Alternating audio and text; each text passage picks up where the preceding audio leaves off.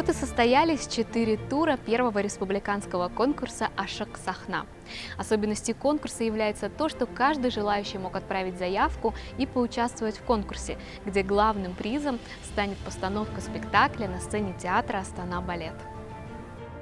На протяжении 4 этапов профессиональное жюри отсматривало и выбирало победителей в 4 номинациях – либретто, музыка, хореография и сценография.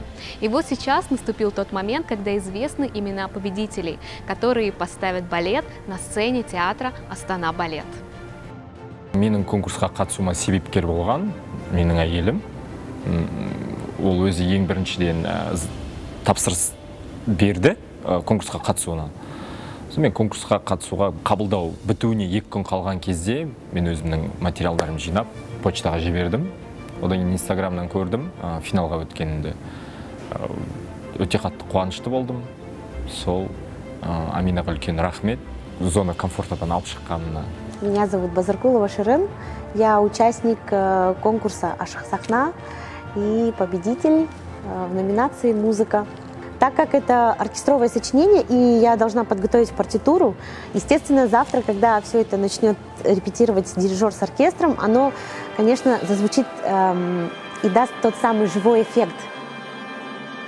Мне очень понравилась вообще идея, сам конкурс, и подумала, почему бы не попробовать. Я сценограф, у меня есть какой-то опыт определенный, театральный, и я решила подать заявку. Когда увидела, что я прошла в первый тур, я очень обрадовалась. Начался мыслительный процесс. Когда скинули либретто, тема национальная, она мне близка, поэтому я решила в своих эскизах и вообще свою идею копать не где-то поверхностно, там, брать не Казахстан современный или же вот какой-то 20-19 век, а прям уйти вглубь, уйти в скифов, уйти в саков, сарматы, вообще вот в этнику. Процесс басталған уақытта мен әртістерге бірден айттым. Бұл жерде андай системадан бөлек басқа жұмыс жасайық. Мен хореографпын, мен не айтам, сол болады деген сияқты. Бұл жерде ең басты тіл табысу болды. Тіл табысқанда айттым, сендер менімен бірге сол автор болыңдаршы. Мен сендердің денелеріңе қараймын, қандай движение, қай жерден ыңғайлы. Себебі адамның жүрегі және денесі өтірік айтпайды. Егер сол моментте сол движение, жаңағы іс-қимыл шығып тұрса денесіне, ол сол жерде болу керек. Өйткені іштен туындаған зат та, ол мен қойылған зат емес, ол әртіс қалай сезінді сол жерде. Тура сол мезетте сол движениялармен әртістермен тіл табысу, коннект. Уақыттың тығыздығына қарамастан жақсы жұмыс атқардық деп ойлаймын. Бұл балетте негізі қимылға келетін болсақ, өте қызықты синтез бар бұл балетте. Біздің қазақи ұлттық нақышта қимылдармен қоса классикалық балеттің қимылдары да бар. Сонымен ерекшеленеді бұл балет. Менің идеямды ашып көрерменге көрсететін сол әртіс қой. Сондықтан үлкен рахмет. Солистерге үлкен рахмет, шыдамдылықтарына, өйткені театрдағы график өте тығыз. Бұл физикалық тұрғыдағы жұмыс болғандықтан балет әртістерінің олардың шыдамдылықтарына, төзімділіктеріне, олардың ашық көзқарастарына, олардың идея маған да ұсынды. Осы жерде былай жасақ қалай болады, мына жерде мына движениенің орнына былай. Бізде ашық түрде диалог болды да, и содан кейін маған сәл жеңілдеу болды әртістермен жұмыс істеу. Үлкен алғыс. Я ученица Александра Дерениковича Нациканяна. Это ученик великого гениального композитора Дмитрия Шостаковича. Можно сказать, я его внучка. Я этим безумно горжусь, и я рада служить своей стране, я рада писать казахстанские произведения, прославлять казахскую музыку.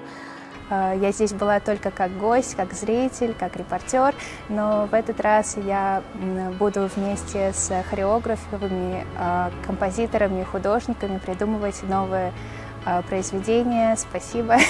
Спасибо организаторам и театру, и всем, кто создал этот конкурс, за такой формат. Вы знаете, когда открылся вообще впервые этот театр «Астана Балет», Я безумно была рада, потому что я сама большой фанат балетной музыки. Я всегда мечтала написать большой крупный балет, и я думаю, что я сейчас как раз иду к своей мечте. Залда спектакль қойылып жатқан кезде, процесс кезінде бір мезетте өзіңді бір ойлар келеді да басыңа. Осы сәт сәл ұзақтау болса екен, ол жаңағы спектакльдің шығуына бір 3-4 күн қалған кезде, сахнаға шыққан кезде айтады ғой, өмір өтіп барады, жарайды, сәттер кетіп бара жатыр. Сол сәтті есте сақтап қалу, дәл сол сәтте өмір сүру.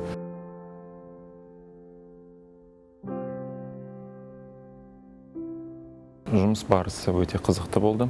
Өлікбекпен жұмыс істеу мен үшін өте ұнайды. Өйткені осы уақытқа дейін жұмыс істеп келдім. Жеке таныспын хореографпен. Жұмыс барысында балет қоятын кезде көптеген элементтерді көріп, мынаны жасап көрейік, ертесіне осыны қосып көрейік дегенде нелерім болды. Әртүрлі қимылдарды, элементтерді көрейік деген ұсыныстар да болды екі тараптан. Жақсы бір туынды шығады деген үміттемін.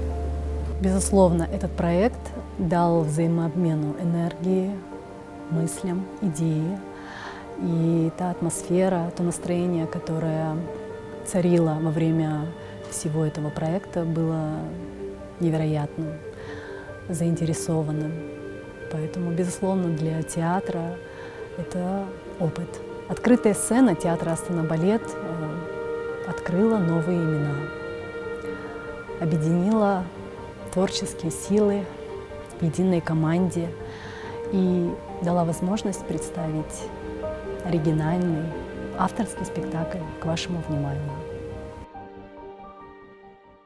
Ең алдымен осы конкурсты ойлап, осы идеяны ұсынған адамға үлкен алғыс, жастарға үлкен мүмкіндік, үлкен мотивация. Барлық Астана балет театрының жұмыскерлері, көркемдік жетекшісі Нұрлан Исмагулович, бас балетмейстері Мукарам, барлығына үлкен алғыс. Себебі кей моменттерде өздерінің бастарынан өткен оқиғалармен өздерінің тәжірибелерін жинап, маған көп көмектесті. 1 мамыр күні Жеті қазына спектакліне келген көрермен спектакльдің түпкі ойын, біздің не айтқымыз келгенін түсініп, бағасын береді деген үміттемін. Верю, у проекта «Ашок Сахна» есть будущее, есть благородная цель – вдохновить, зарядить и поддержать молодые таланты.